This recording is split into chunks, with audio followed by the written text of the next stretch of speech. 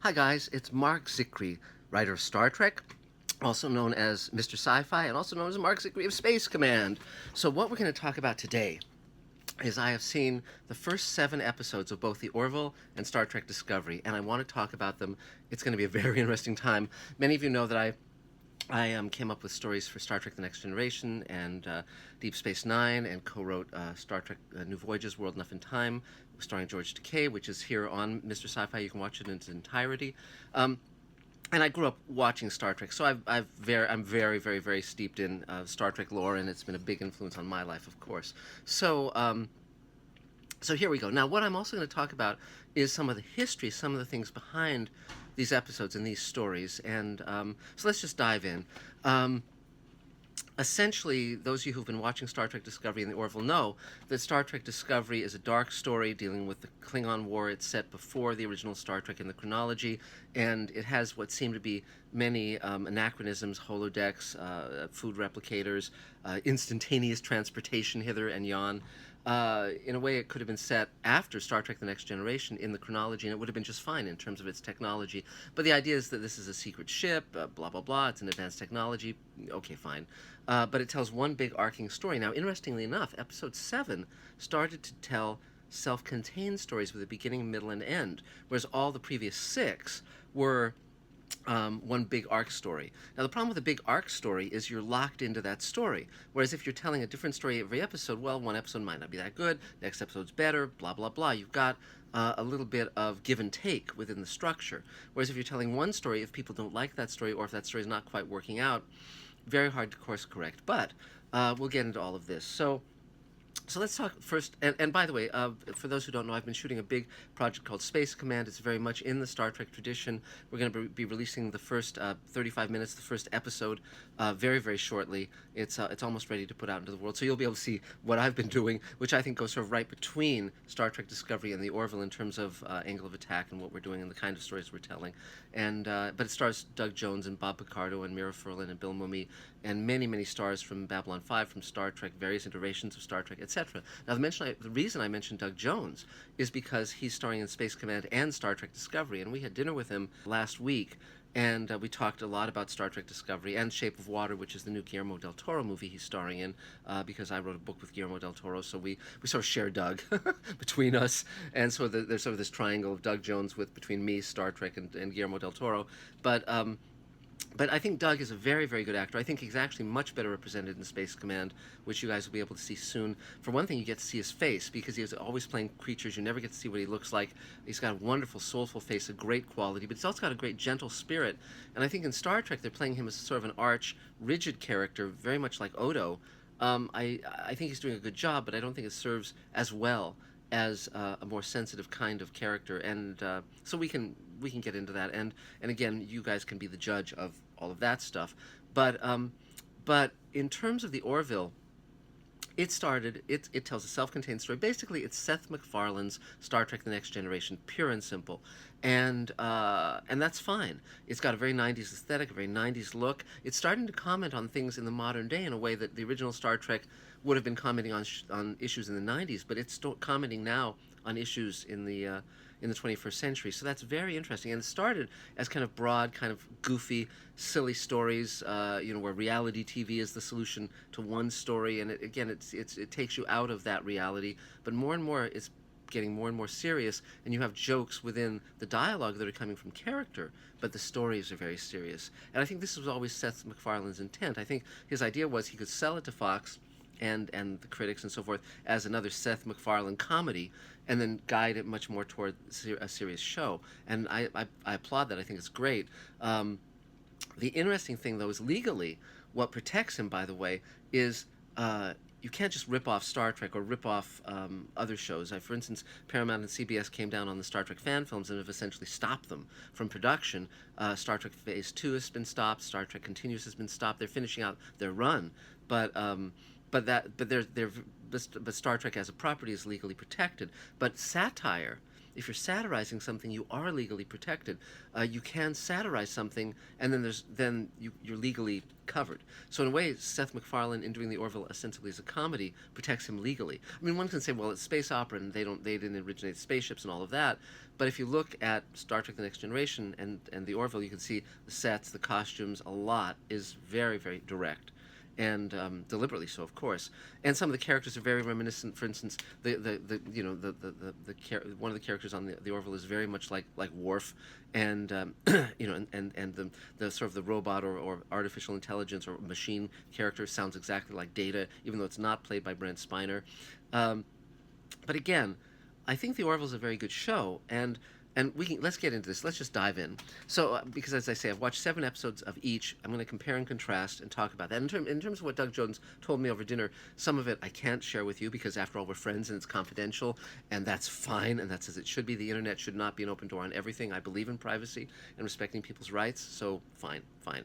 But the one thing I can say, both shows are being done from people who love Star Trek, who are passionate about storytelling, who are trying really hard to do good shows, really good shows. And I think both shows have merits. And so, but let's talk about the Orville first. So, okay, so the first episode was Old Wounds, where our hero, his wife cheats on him, and then, you know, several years later, he's given the Orville command, and his wife is his first officer.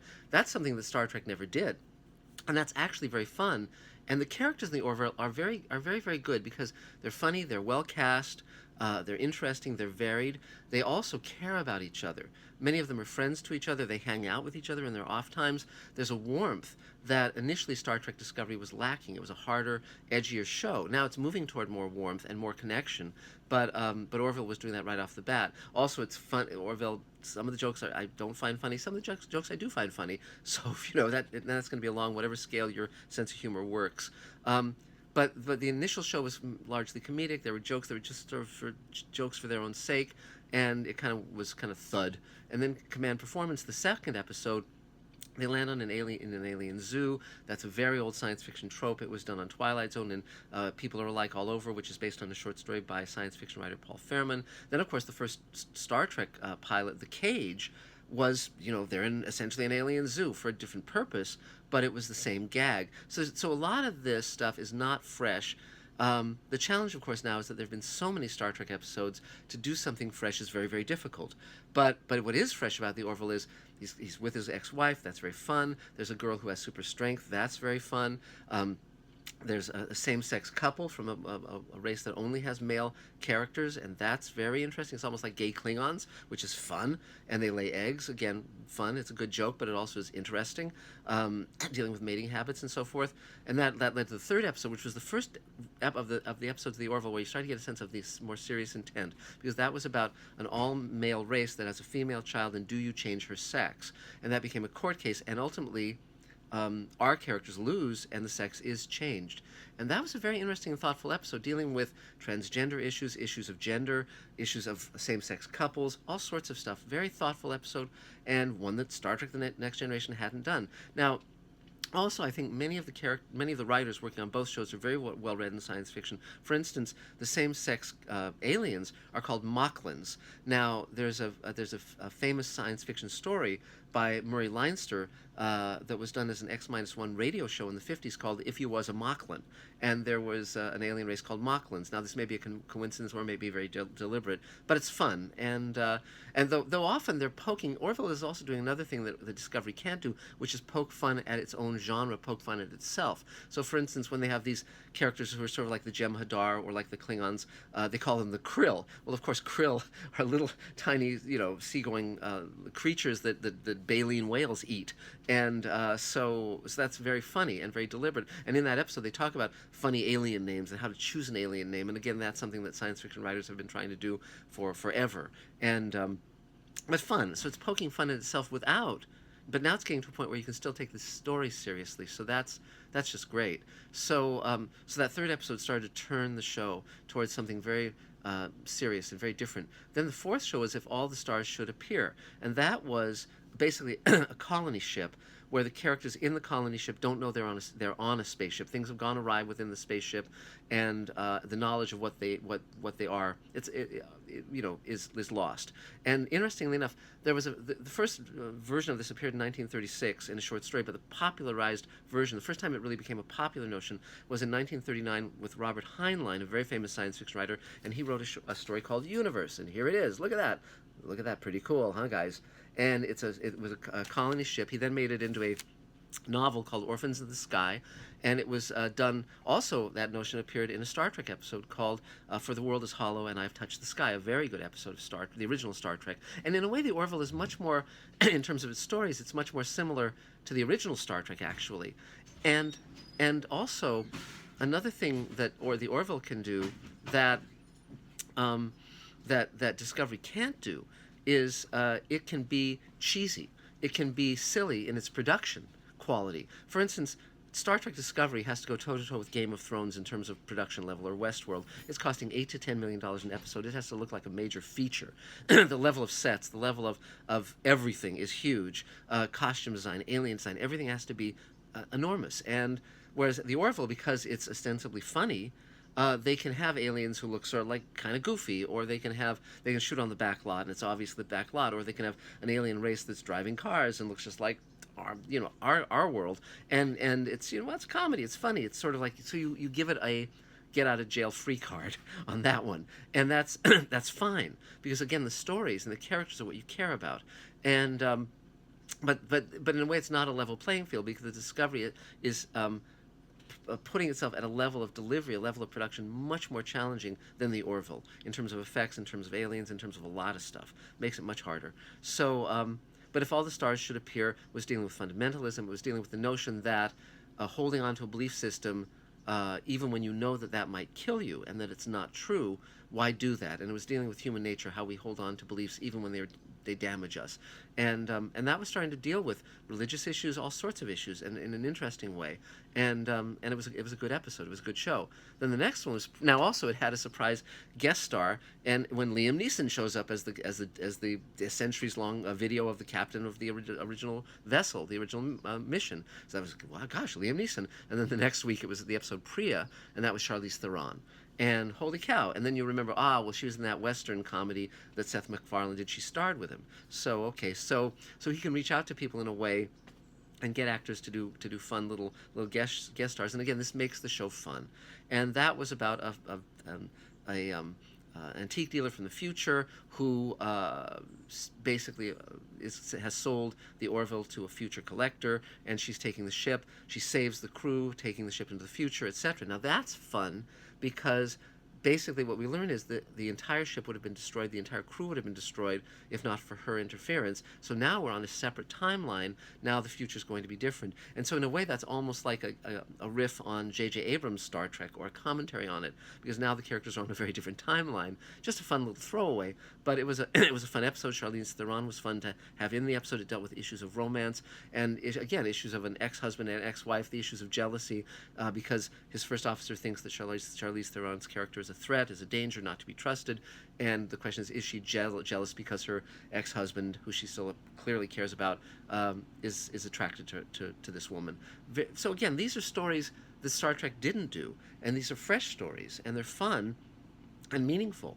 And then the next episode was Krill, and by then we're in stories that are entirely serious. There's this one was about, but fun, again, doing a riff on Star Trek, because there's a very famous episode of Star Trek called The Enterprise Incident, where Kirk and Spock have to disguise themselves as Romulans, go on a Romulan ship to steal a cloaking device, and it goes from there. And in this one, of course, our Seth MacFarlane and his second officer have to go on to a Krill ship to ostensibly steal their holy book, and then they ultimately end up killing the crew, but saving the children that are on the ship. But the issue then is these kids will not forgive this massacre and will grow up and hold it against our guys. So there's a very thorny moral issue. But our characters are still acting morally. They're saying, well, we can't kill kids and we have to save people. And there's a moral compass at work, which is true of the original Star Trek, which is true of Twilight Zone, true of Space Command for that matter.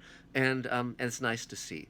because so much modern television is about moral equivalency, where just the survivor survives because he's more tough, more cunning, more evil. Game of Thrones, who knows who's going to survive? Westworld, I like that show very much, but again, it's a very hard-edged show. Battlestar Galactica, or Breaking Bad is a perfect example of a modern show's aesthetic, and much more one that Discovery leans toward. But Krill was a very serious story. It had humor in it, and the jokes were funny, but a very serious and meaningful story, and commenting on war, and with a notion toward because these were fundamentalists, and they believed that they were right, and they believed their enemies didn't have a soul, and it gets to the issue of how do you express mercy and compassion within a world of difficult moral choices. And I thought that was commenting on war in a very interesting way, and commenting on religion in a very interesting way. And so then we get to episode 7, Majority Rule, and that one is dealing with Facebook and Twitter and likes and dislikes and all sorts of things where the truth is not what's true objectively, but what the majority believes is true. And this was an episode commenting very powerfully on our modern political scene, on the internet, on all these things. And at the end, the message was, just turn it off. The way you participate is by not participating in that game. You step out of that game. It was very, very meaningful. There are various Star Trek episodes in which characters on different planets learn of the existence of the Enterprise. There was one first season episode in the original Star Trek where an Air Force captain in the 20th century gets to go aboard the Enterprise, and we have to deal with that. And in this episode, the question was, well, how do we save our guy who's trapped on the planet when we can't reveal ourselves? There was an episode of Star Trek The Next Generation that I came up with called First Contact, the episode, not the feature, that has similar notion where Riker is disguised as an alien on the planet, and he gets injured, and our guys have to go down in disguise to try to save him, and what do we do, and do we reveal ourselves, and all of those issues. But Majority Rule was definitely a cool episode, and one that I thought was very meaningful. And essentially you start to get into social satire and social commentary, and that's something that Black Mirror is doing, and something that when I was a producer on Sliders during the 4th season, we did very, very much, where we would essentially look at our world and create a parallel Earth that would deal with some issue in our world that we wanted to comment on. And I think that's very much what Seth MacFarlane is doing here. So now we get to Star Trek Discovery. And again, it's a very different interpretation of the same universe, basically. It's two teams saying, okay, this is how we want to attack this material. Now, for them, see, here's the challenge with inventing a new Star Trek series, which is you can't just do what's been done before. You can't exactly replicate it, or it won't be bringing anything new, anything fresh. And there's always the determination to say, okay, how can it be commenting on our world? How can it be something that will entertain a modern audience? How can it be something that will also appeal to the Star Trek fans, but also to the larger audience? Because remember, anyone who grew up with the original Star Trek is now, in all likelihood, in their 60s. Star Trek's been around for over 50 years now, and someone who grew up with Next Gen is in their 40s or later. So anyone under that age, they either encountered those shows in reruns or on home video, or haven't encountered those shows, and so they have to be cognizant of that. But also, again, the Orville is using an old bag of tricks: standard CG spaceships, rubber heads, appliances, very humanoid aliens. Nothing in the Orville couldn't have been done in 1997. Whereas Star Trek Discovery, they did a tardigrade, this big CG creature, very, very challenging to do technically. They're pushing the envelope in terms of production, logistics, etc. And big sets, very, very gorgeous costumes. The aesthetic is, you can like it or dislike it. It's funny because all of the uniforms are, they sort of are coming off of that Next Gen, Star Trek's Next Generation aesthetic, which is funnily enough, if you look at the uniforms on the original Space Patrol, a TV show done in the 50s, that's very reminiscent of where they went with Star Trek: The Next Generation in terms of their uniforms. But okay, Star Trek Discovery. So female lead, that's great. They're trying new things. They have, an alien first officer, et cetera, et cetera, et cetera. Fine, fine. Poor Doug Jones has to walk on his tiptoes when it's a wide shot. Not comfortable physically, so I feel sorry for Doug having to do that. When he's in close shots where you don't see his feet, then there's just standing on blocks, and that's a little easier. But many people have commented on the fact that the first two episodes were a little weak. I mean, giving her a backstory that she was raised by Sarek, that she's got a Vulcan upbringing, again, really doesn't give us much. I mean, we've been around that block with Spock, the war between emotions and non-emotions, or suppression of emotions. But of course, Leonard Nimoy was great at that, and so that's sort of a paper tiger. She's been with Starfleet for 7 years. You don't get this feeling. It's almost like she's dealing with these issues now, but she really would have dealt with them years ago if she'd been an officer for 7 years. All sorts of stuff. I mean, a lot of the decisions they're making seem to be questionable. So, for instance, they have Klingons, but now Klingons eat their enemies, and what does that give us, really? And you really say, well, what is this commenting on in terms of war now? Because we're involved in wars in Afghanistan, Iraq, Syria, all of this stuff, all this recent history. What is that where we get mired again and again and again, where we're dealing with ideological warfare or war on terror, the war that never ends, etc., invasion of privacy, all of that stuff. There's a lot that could be commented on, but instead it feels very old news in terms of what they're talking about. It's basically, the Klingons are the bad guys, and maybe we're getting to see a little into their society and try and get a sense of who they are or why we should care about them or their viewpoint. Hasn't gotten there yet. It's taking a long time to get where it's going. The character of Tilly is interesting because she's friendly, but she wants to be a captain, and you wonder about how she might be ruthless or not ruthless. Again, it's much more a recent television aesthetic of who can you trust. You have to watch your back. The main character is always disobeying orders, and some can say, well, she's justified in disobeying orders, and how many times did Kirk disobey orders? God knows. But she's so emotionally back there that it makes it very challenging to cue into her as a character. So they did the first two episodes, then now she's on the new ship, she's on the Discovery, and she's working for a captain who's obviously mentally off. So again, where's our footing? Finally, and they did this thing with Sarek, and do we cue into him or do we care about him? I think Mark Lenard was much more powerful, had much more gravitas as Sarek. He was the actor, of course, who originated that role on the original Star Trek and in the Star Trek features. He's deceased now, sadly, but he was terrific in that role and really the best actor to play that role. But now they're sort of having him have these mental breakdowns and all this stuff, and reaching across with his mind across space. And okay, it's okay. But then finally, they get to episode 7, which is and they have a title, Magic to Make the Sanest Man Go Mad. Some of their titles are very unwieldy. The Butcher's Knife Cares Not for the Lamb's Cry. It's like, they're trying for something like City on the Edge of Forever, which was a great title. But these titles are like, oh gosh, they're a little, I don't know, purple, funky, I don't know. But, and then they have the Vulcan Hello, which, again, I'm not going to go into this. I'm not going to nitpick, because basically, finally they get to episode 7. It's a self-contained story about Harry Mudd having a time loop. The problem with that episode was, first of all, they've done many stories on various iterations of Star Trek about time loops, where they have a few minutes and then it goes back to square one, and they have to get out of the loop somehow. Not really an interesting storyline. Secondly, they've got Harry Mudd. Well, Harry Mudd was established in the original Star Trek. Roger C. Carmel played him. Initially, he was a very kind of a serious villain in Mudd's Women, a very good episode. And then in season 2 of Star Trek, he was sort of his own planet of robots, of androids, that was I, Mudd, and that was much more comedic. But Roger C. Carmel was a wonderful actor. He inhabited the role of Harry Mudd. There was an animated version as well when they brought Star Trek back as an animated show, and they brought Harry Mudd back. Sadly, Roger C. Carmel died, and so now you've got a new actor playing him.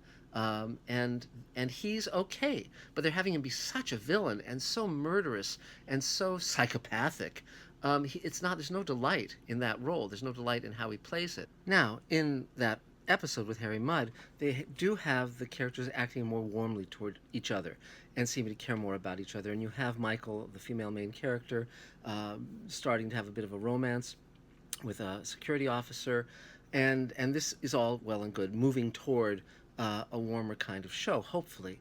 But again, because she's such a cold-ish character, you don't feel you're not sort of rooting for her the same way you would for a character like Kirk, Spock, McCoy, those, or Picard, and all the characters on Star Trek: The Next Generation. By the way, the casting on the original Star Trek: The Next Generation, in addition to the casting on the original Star Trek, was very, very good, and there was a great chemistry among many of the actors, and that was really fun to watch. But again, as has been said, Star Trek, the original Star Trek, was very fast out of the gate. The quality of the shows was astonishing from the beginning. I even really liked the first pilot, The Cage, but Star Trek: The Next Generation took pretty much a season to find itself, to get its feet under it in terms of story and character tone and all of that. It was very dicey initially, and people were talking about whether it would last or not. So I think with Star Trek Discovery, I think given time, it will find its way. I think it will. And there's a lot of great ability being put to it in pretty much every department. So the real question is between the Orville, as we go into 7 episodes for both, and then tonight there'll be another episode of the Orville, that'll make 8, and Sunday there'll be another episode of Star Trek Discovery, that'll be 8 for that, and then they're going to take a break, I think, and then air the rest of the first season, the additional 7 episodes. I think in January, something like that. They're breaking it into 2 pieces, but they've already greenlit a second season, and it'll continue. And I think the Orville will continue too. So the real question is, between the Orville and Star Trek Discovery, who's the winner? And my answer is that we're the winner. The audience is the winner, because whatever kind of Star Trek you like, now you can basically find the kind of show you like. And so if you like the lighter kind of show, the self-contained episodes, ones with more variety, then there's the Orville. If you like a dark kind of show, if you like something a little grittier that has higher production values, there's the Discovery. Neither is a perfect show, and I'm very eager to get, very, very soon we're going to be releasing the first, we're basically taking our 2-hour Space Command pilot, making it into 4 episodes, and we'll be sending those out in staggered succession so that our fans and our backers can see sooner rather than later really what we're up to. And so the first 35 minutes will be done very, very soon, and I'm very eager to put that out, because then you'll see another interpretation of this kind of show that I personally like best, of course, being me, it's my show. But you'll see Bob Picardo and Doug Jones and Mira Furlan and Bill Mumy and Mike Harney and Bruce Boxleitner and so forth, James Hong, etc. And you'll get to see how I play with that box of toys. But the thing about these 2 shows is I think it's wonderful they're both out at the same time. I think it's very fun to compare and contrast. And I think that as viewers, we have the choice of watching or not watching any given show. And now that there are over 500 scripted comedy and drama shows, we can all choose what we like, what speaks to us, what doesn't speak to us, what's too dark or not funny, or any number of things. So I think for me, I guess what I would say is enjoy it, take both for what they are, see where they go. And as for the Mr. Sci-Fi channel, subscribe, all of that. You can watch these. I'm posting about 1 per week, and we're about to launch a Kickstarter campaign for Space Command for VFX and post. Lots is coming down the pike. The new Twilight Zone companion comes out very, very shortly. I've just sold another book that I'll be talking about very, very soon, and onward into the future. So so that's it for now. That's me on this subject. And but both have very talented creative teams and very talented actors, and we'll see where it all leads. Talk to you soon. Bye bye.